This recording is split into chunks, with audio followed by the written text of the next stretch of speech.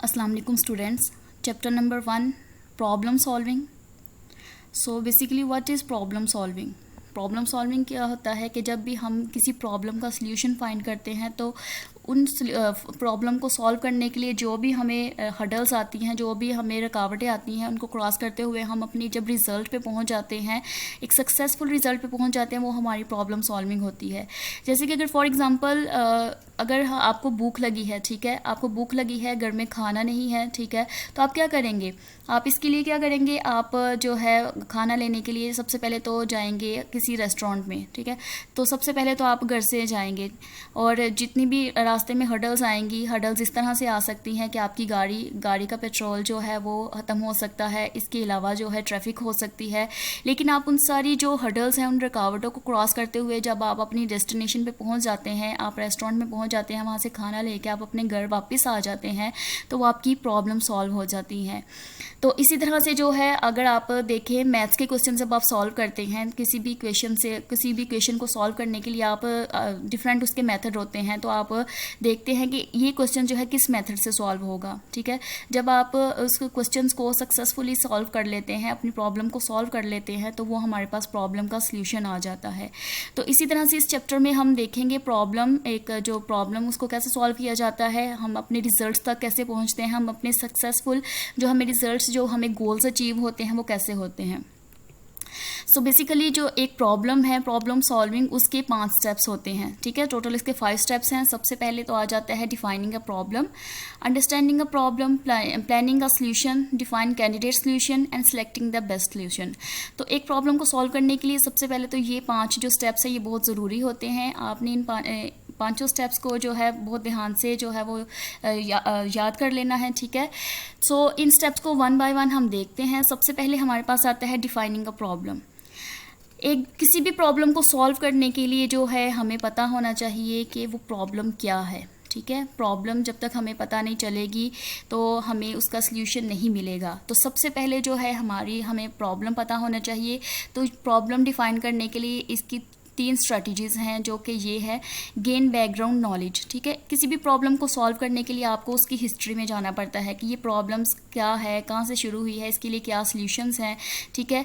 तो ये हमारा थोड़ा सा जो हिस्ट्री से हम जो है हम नॉलेज गेन करते हैं, वो हमारा जो है गेन नॉलेज जो है वो बैकग्राउंड नॉलेज होगा। सेकेंड इसका स्टेप्स है यूज़ गेसेस। आप गेस लगाते हैं कि ये प्रॉब्लम कैसे आई थी, कहाँ से आई थी, इसको सॉल्व कैसे किया था। एक गेसेस लगाते हैं कि कितनी तरह की ये प्रॉब्लम्स थी, इनके लिए कितने सॉल्यूशंस रिक्वायर्ड थे। उसके बाद आप एक पिक्चर्स बना लेते हैं, ड्रॉ कर लेते हैं कि इस प्रॉब्लम को कैसे सॉल्व किया जाएगा। इस तरह से एक स्केच बना लेते हैं, ठीक है। नेक्स्ट अब आ जाता है अंडरस्टैंडिंग अ प्रॉब्लम। जब भी हम किसी प्रॉब्लम को डिफाइन करते हैं, उस प्रॉब्लम को अंडरस्टैंड करना कि वो प्रॉब्लम एक्चुअली में है क्या, हमें उसके लिए सल्यूशन क्या चाहिए। तो उसके लिए हमें जो है प्रॉब्लम को अंडरस्टैंड करना बहुत ज़रूरी है, और उसके लिए हम जो है 5 W यूज़ करते हैं, ठीक है। What, who, why, when and where, ठीक।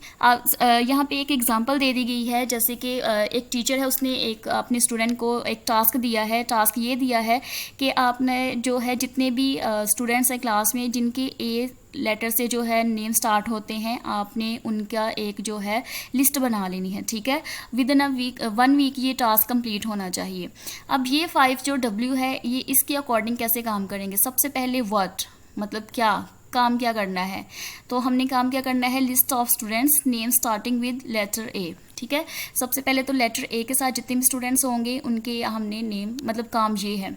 नेक्स्ट है हु, स्टूडेंट्स का जो है वो डाटा कलेक्ट करना है। देन है वाई क्यों चाहिए, to prepare the directory of students की जो लिस्ट है उसको प्रिपेयर करने के लिए हमें जो है वो डाटा चाहिए। व्हेन कब तक, विद इन अ वीक, ठीक है, 1 वीक के अंदर। वेयर कहाँ पे वो टास्क परफॉर्म होगा, स्कूल।